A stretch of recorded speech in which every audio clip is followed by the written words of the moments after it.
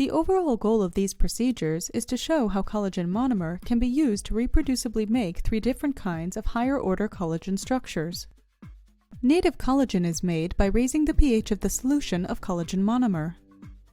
Fibrous long-spacing collagen is made by combining collagen monomer with alpha-1 acid glycoprotein.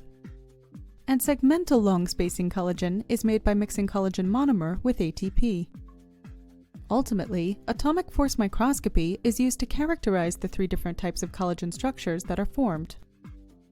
The main advantage of these protocols over previously published procedures is that they are simpler and very reproducible in forming the desired collagen structures.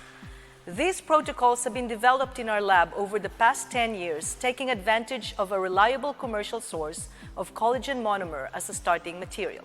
Demonstrating the procedure will be Cheng, a graduate student from my laboratory. In order to create native collagen fibrils with clear 67 nanometer debanding, start by pre-warming a heat block to 37 degrees Celsius.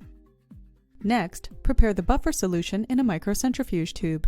Add 4 microliters of a 3 mg per milliliter collagen monomer solution and mix well. The resulting solution should be clear and colorless. Place the mixture on the 37 degrees Celsius pre-warmed heat block for 3 to 4 hours in order to form the native collagen fibrils. The final solution should be slightly cloudy and will contain mainly native collagen fibrils.